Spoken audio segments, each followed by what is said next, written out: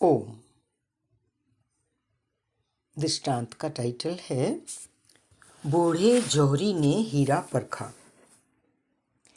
एक राजा की इच्छा हुई मैं हीरे जवाहरात पर रखने की कला सीखूं, और वो थोड़े दिन में बहुत निपुण भी हो गया। फिर उसको धुन सवार हुई हीरों को परखने की, तो सारे उसने राजकोष के जो हीरे थे वो निकलवाए और सब के सब परख डाले। फिर भी उसकी इच्छा भी और थी अपनी कला को परखने की। तो जो खजाना केवल बुरे समय में खोला जाता था इस्तेमाल करने के लिए, जो बाकी तो बंद रहता था, पूर्वजों के टाइम का दफनाया हुआ खजाना, तो उसने वो भी खुलवा के सारे हीरे मंगवाए। तो परखने के लिए राजा के सामने रख दिए गए। परखते परखते राजा को एक ऐसा हीरा मिला जिसका मूल्य वो ना बता सका। राजा बोला, राज्य के सारे जौहरियों को बुलाओ।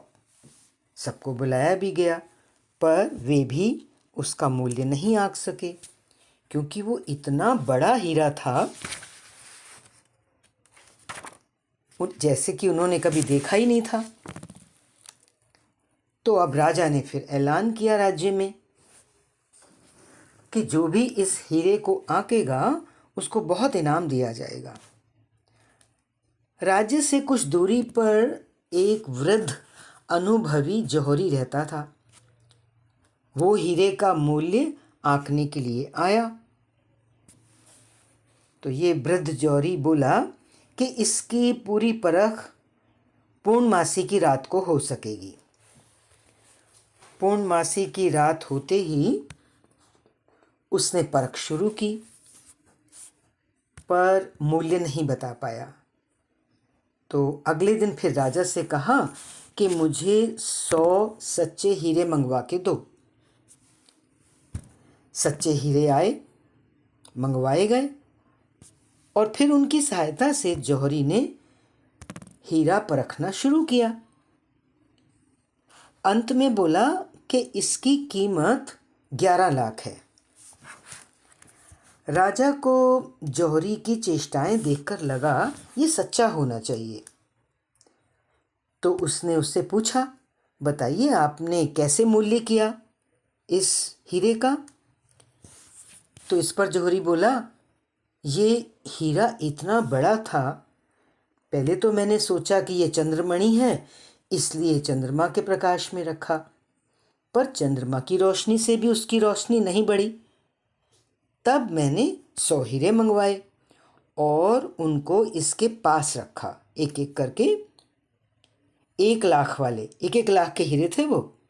तो 1 लाख वाले 11 हीरों की ज्योति इस हीरे की ज्योति के बराबर थी, इसलिए मैंने कहा कि इसकी कीमत 11 लाख रुपए है। राजा जौहरी की समझबूझ से बहुत प्रसन्न हुआ और उसने अपने वजीर से कहा कि इसको खूब बढ़िया सा इनाम दो। वजीर बोला, हे राजन, जो इनाम मैं इसको देना चाहता हूँ वो शायद आपको पसंद नहीं आएगा। राजा ने आश्वासन दिलाया, मैं इस जौहरी से बहुत प्रसन्न हूँ, तुम इसे कुछ भी दो, मुझे सब मंजूर है। वजीर फिर दोबारा बोला, महाराज क्षमा कीजिए, आप एक बार फिर सोच लीजिए, मैं फिर कहता हूँ, हो सकता है वो इनाम आपको अच्छा न लगे। राजा ने फिर तसल्ली दिलवाई। तो वजीर बोला, बूढ़े जौहरी को 10 जूते लगाओ। राजा दंग रह गया और वजीर से कारण पूछा। वजीर ने जो उत्तर दिया, ध्यान देंगे। वजीर बोला, इसको इतनी ऊंची बुद्धि परमात्मा से प्राप्त हुई थी, लेकिन इसने उस बुद्धि का इस्तेमाल हीरों की परख में गंवाया। इस परखने के हुनर को वो सत असत की परख में लगाता तो आज इसे आत्म साक्षात्कार हो जाता। इसलिए इसके जीवन के हर साल के लिए तो इसको एक जूता पड़ना ही चाहिए। अब तो ये सुनकर राजा का भी विवेक जाग गया। सिद्धांत क्या निकलता है इसका? जीवन का धन, जीवन की शक्ति और जो ये जीवन, मनुष्य जीवन हमें मिला है, इसका समय परमात्मा को जानने में लगाना चाहिए। हरि ओम।